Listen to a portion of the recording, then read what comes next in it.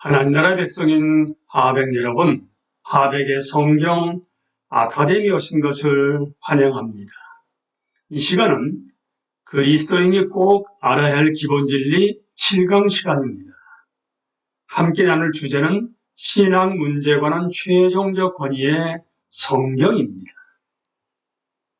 우리는 지난 시간까지 특별 계시의 물리적 형태, 성경을 하나님의 기록된 말씀으로 받아들이는 증거에 이어서 이 시간에는 영감과 정경에 함께 나누도록 하겠습니다.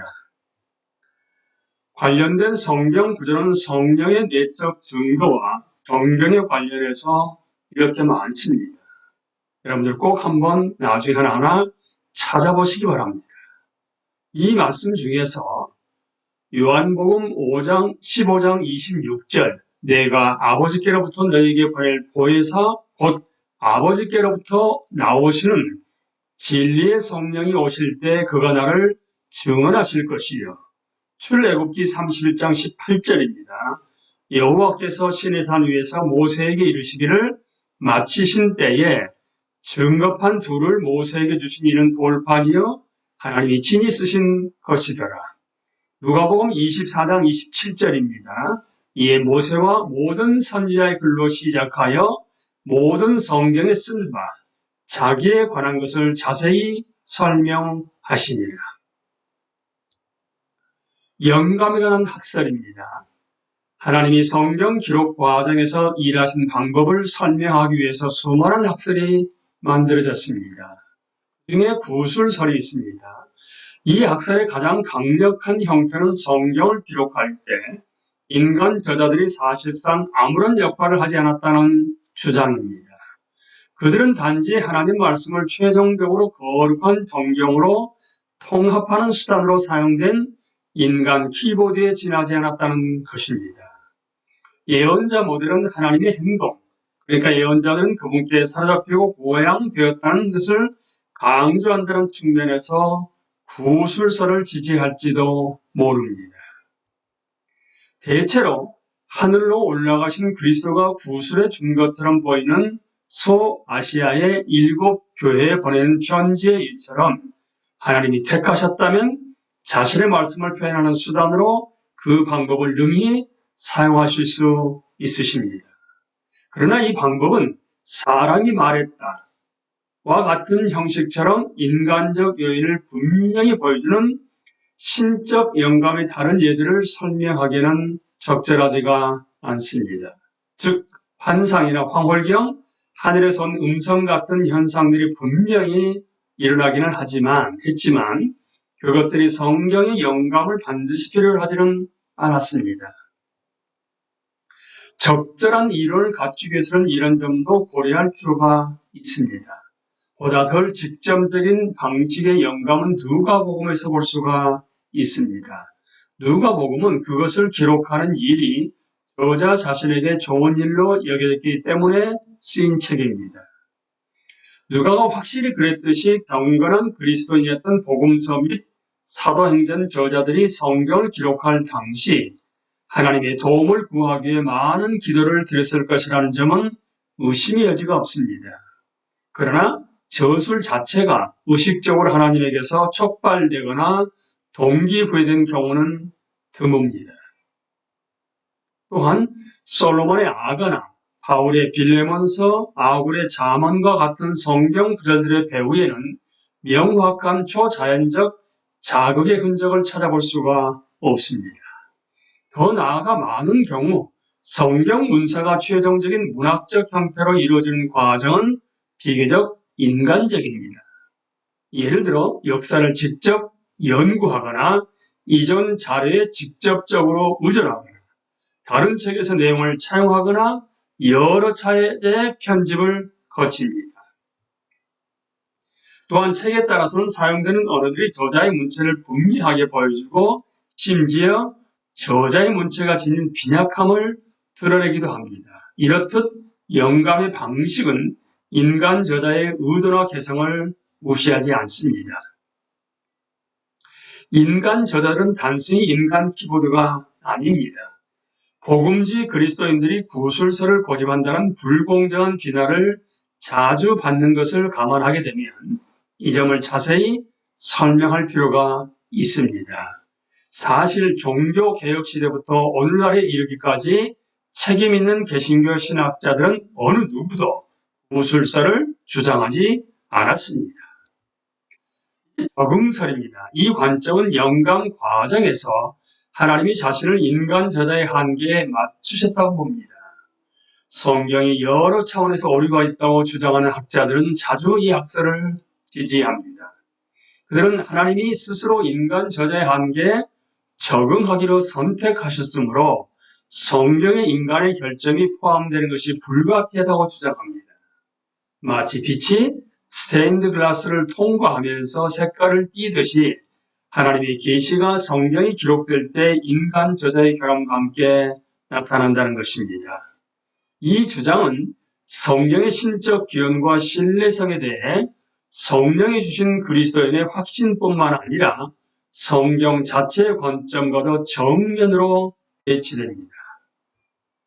이제 감독설입니다. 이 학설은 적응설의 변형을 앞에서 언급한 두 학설의 문제점을 제거하고 타당한 통찰만을 통합한 것입니다. 혼란을 파괴하기 위해서 보통 강한 통제력 행사라는 의미에서의 감독이라는 특징적 용어를 선호합니다. 이 학설은 영감 과정에서 하나님이 개인 저자의 배경과 유전, 환경을 주권적으로 감독하시고 개입하셨으며 그 결과 저자들이 사건이나 묵상, 설교 등을 글로 기록할 때 사용한 언어가 의식적으로는 저자의 자유로운 작품이면서도 동시에 정확한 하나님의 말씀이라고 주장합니다. 그러므로 그들이 영감에 따라 쓴 말들은 분명히 그들의 것이며 그들의 직접적 상황을 다루지만 또한 하나님의 섭리 가운데 모든 시대의 백성에 주시는 영원한 말씀의 일부이기도 합니다. 따라서 스테인드 글라스의 비유는 다른 방식으로 적용됩니다. 설계자가 스테인드 글라스 창문의 색을 디자인할 때 예배당 안에 비치는 빛이 정확히 그 색을 통해 만들어지는 색조와 색감을 띠도록 의도했다고 볼 수는 없을까? 하나님이 자기 백성에 주고자 하시는 말씀을 그 같은 목적을 위해 지으시는 사람들의 자질을 수단으로 삼아 정확히 현재 형태의 말씀으로 빚으셨다고 볼 수는 없을까? 라고 워필드는 말합니다. 이 관점은 인간이 죄인이라는 사실을 적절하게 고려하지 못한다는 반론이 제기됩니다. 하나님의 말씀을 정확하게 말할 수 있을 정도로 인간 존재와 하나님 사이에 엄청난 장벽을 극복하는 것이 어떻게 가능하다는 말인가? 이에 대해 다음과 같이 대답할 수 있을 것입니다. 우리는 여기서 자연인을 말하고 있는 것이 아닙니다. 하나님이 자신의 진리를 전달하기 위해 사용한 사람들은 성령으로 새롭게 되고 하나님과 관계를 맺었습니다. 평범한 인간이 하나님의 진리를 정확히 말할 수 있음을 부정하는 것은 결국 인간의 언어가 원칙적으로 하나님 진리의 도구가 될 수 있음을 부정하는 결과를 낳고야만 합니다. 물론 인간 저자들이 죽는 날까지 여전히 죄인이었지만 그들의 메시지에 영향을 미치는 모든 요소에 있어서 전능하신 하나님의 행동에 의해 그리고 성령을 통해 특별한 감동을 받았습니다. 이제 두 개의 관련 용어로 넘어갑니다. 축자 영감입니다. 이 용어는 성경 저자들이 일반적 사상뿐만 아니라 그들이 사용한 각 단어까지도 영감받았다는 뜻을 나타냅니다. 이것은 구술설과는 조심스럽게 구분되어야만 합니다. 엄밀하게 말하지만 이 주장은 현재 구약과 신약이 아니라 전달 과정을 거쳐 현재 형태의 성경이 되기 전에 최초 원본에 적용됩니다. 그러나 실제로 보면 원본과 오늘날 사본의 차이를 다루는 것은 매우 학문적 수준의 문제입니다. 이제 완전 영감에 대해서 말씀을 나눕니다. 이 용어는 영감의 범위가 성경 전체에 미치는 뜻을 나타냅니다. 하나님은 영감의 흔적이 가장 분명하게 드러난 반란만이 아닌 모든 성경이 기록되게 하셨습니다. 물론 이런 모든 부분이 성경 메시지의 전개에 동일하게 중요하다는 주장은 아닙니다. 초상화에서 배경이 되는 작은 구석은 중앙의 인물보다는 덜 중요합니다. 그러나 그건 역시 분명히 예술가의 붓으로 그린 결과물로서 전체 그림에 기여합니다. 이제 세 가지 결론에 대해서 함께 나눕니다. 성경은 그것이 하나님의 직접적이고 주권적인 영감으로 기록되었으며 따라서 우리에게 직접 계시하신 하나님의 살아있는 말씀으로 복종해야만 한다고 가르칩니다. 만일 성경의 권위를 인정한다면 성경이 하나님의 영감을 받은 말씀이며 존중과 복종으로 되어야 한다는 두 가지 주장 역시 인정해야 합니다. 만약 다른 관점을 취한다 하게 되면 성경의 명확한 가르침과 모순됩니다. 두 번째, 분명한 것은 성경이 기록된 정확한 방법과 관련해 신비의 요소가 항상 남아있을 것이라는 점입니다. 이것을 이상하게 생각해서는 안 됩니다. 하나님은 모든 피조물과 관계 맺으실 때 신비는 불가피하게 수반되기 때문입니다. 성육신 역시 우리에게 신비인데 신성과 인성이 예수 그리스도의 한 인격 속에서 통일되는 방법을 결코 완벽하게 설명할 수 없기 때문입니다. 그러나 어떤 경우에도 하나님 활동의 신비는 우리가 그것을 믿고 진리 안에서 기뻐하는 것을 막지 못합니다. 마지막으로 영감의 문제는 우리가 받아들이는 신령과 다시 연결됩니다. 만일 하나님을 모든 일을 그의 뜻의 결정대로 일하시는 이자 그가 기뻐하시는 모든 일을 다 행하시는 분으로 인정한다면 우리는 본질적으로 어떤 어려움에도 봉착하지 않을 것입니다. 하나님이 인간의 경험을 통해 만드신 책이 그분의 주권적 역사를 통해서 인간에게 주신 정확한 말씀이 되었다는 데는 어떤 모순도 존재하지 않습니다. 이제 정경에 대해서 함께 나눕니다. 정경의 자격이란 뜻의 영어 단어 캐노니시티는 규칙이나 측정 기준을 의미하는 헬라어 카논에서 유래했습니다. 그리고 신약에도 등장합니다. 예를 들어 갈라디아서 6장 16절은 무릇 이 규례를 행하는 자에게 평강과 긍휼이 있을지어다라고 말하는데 이는 사도의 복음을 따라 사는 자를 일컫습니다. 이 언어는 성경과 관련해서는 일반적으로 성경의 문헌적 경계를 가리키면서 왜 우리가 어떤 책들만을 영감된 것으로 간주하고 왜 그 책들이 모두 영감된 성격에 포함되어야 하는가의 문제들을 다룹니다. 개괄적 설명을 몇 가지 덧붙이자면 원칙적으로 성경이라는 개념 자체가 정확한 문헌적 경계를 가진 권위 있는 저작집, 즉 정경 개념을 상기시킵니다. 실제로 성경은 이런 생각을 여러 곳에서 언급하고 있습니다. 어떤 책의 경우는 정경으로서 자격 여부를 결정할 때 사도의 저술 또는 감독과 같은 외부 역사적 요소들이 중요한 위치를 차지했습니다. 한편 그 자체로 내재적 권위와 진정성을 가진 책들도 있었는데 하나님의 백성이 이 책들을 통해 그들에게 말씀하시는 하나님의 음성을 인식하게 된 경우입니다. 이제 구약 정경입니다.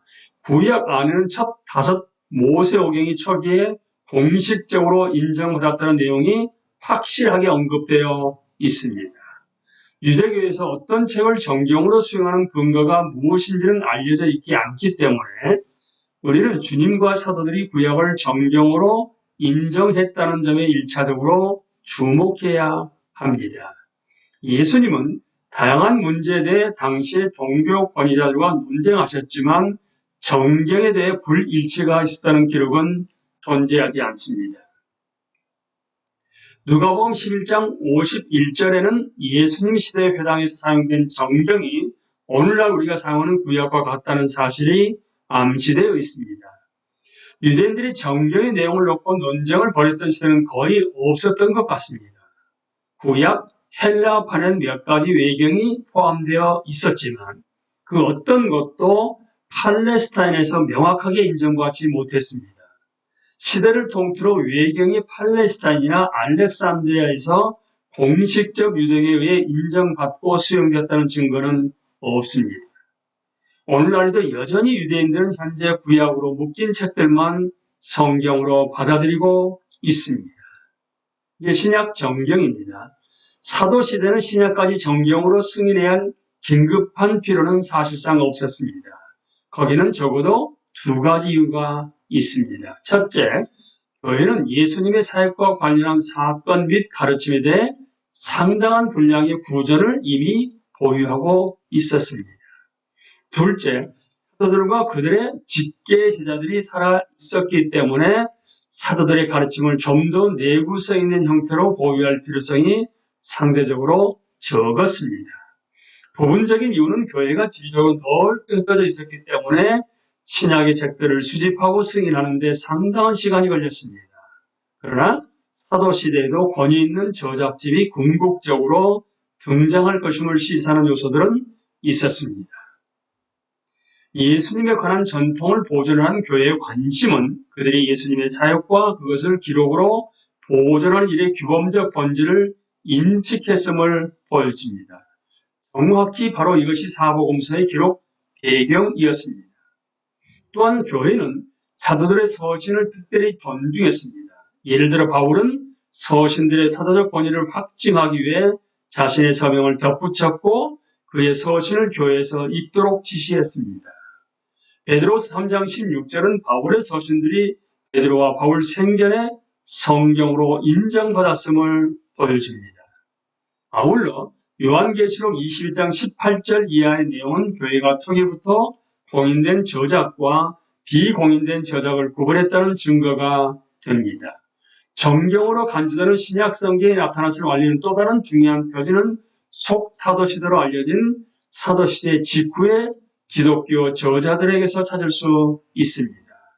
그들은 사도들의 저작이 보유한 1차적 권위와 자신들의 저작이 보유한 권위를 구분했습니다. 교회가 받아들인 책의 목록을 작성한 최초의 시도는 175년경의 무라토리 정경이었고 최초의 완전한 정경 목록은 카이사리아의 에우세비우스가 만든 목록입니다. 이때 에우세비우스는 보편적으로 받아들인 책들과 대다수 교회가 받아들인 책들 6권을 구분했습니다. 그가 이 6권의 책을 의심한 중요한 근거는 이 책들이 사도들에게서 직접 유래했다는 사실을 밝힐 수가 없었기 때문입니다. 이것은 정경에 속한 책들이 특별한 영감을 받은 사도들 혹은 가까운 동력자들이 분명하게 전한 신앙의 위대한 핵심적 실제를 직접적이고 정확하게 증언해야 한다는 것에 교회가 지대한 관심을 두고 있었음을 보여주고 있습니다. 그래서 요한계시록을 정경으로 인정하는데 긴 시간이 걸린 것도 이해할 만합니다. 이 책의 메시지는 상당히 모호하고 심지어 당시의 극단주의자들이 이 책의 상징을 이용하기도 했습니다. 교회가 이 책을 받아들이는데 일치를 이룬 것은 4세기 말이었습니다. 구약과 마찬가지로 신약 정경이 확립된 무렵에 수많은 외경 문서가 등장했습니다. 20세기의 일부 학자들과 종교 언론인들은 그 외경들 중 일부를 두고 예수님의 삶과 가르침에 대한 진정한 초기 증언이라고 말했습니다.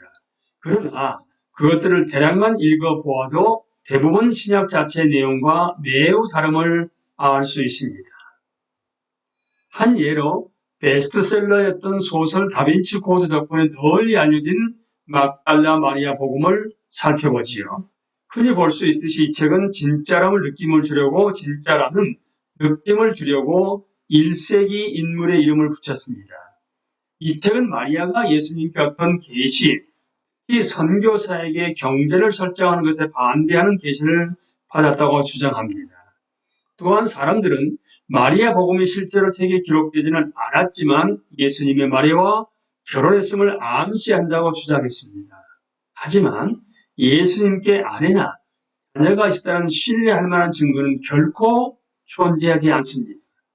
마리아 복음은 2세기 후반에 유행했던 영지주의 사상을 반영하고 있으면서 비정통적 관점을 가진 비공식적 교사들이 손쉽게 발판을 마련하기 위해 쓴 것으로 보입니다. 또 다른 예를 들자면 같은 시기 같은 배경에서 나온 유다복음은 예수님을 배반한 자를 유명인사처럼 대우합니다. 이런 저작들 중 가장 유명한 것은 이른바 로마복음으로 2세기 말쯤에 와서야 시리아에서 기록된 것으로 보입니다. 대부분 예수님이 언급한 것으로 간주되는 말씀들을 느슨하게 모아놓은 책들인데 여기에 정당하지 않은 관점을 호소합니다. 2세기, 3세기 교부들은 이런 다양한 저작들을 알고 있었으며 그 신뢰성을 의심하고 이단적 와전의 주의를 기울였습니다. 예를 들어 교회사가 에우세비우스는 이단들이 베드로, 도마, 마띠아 등과 같은 사도들의 이름으로 발표하는 저술에 대해서 언급하고 있습니다.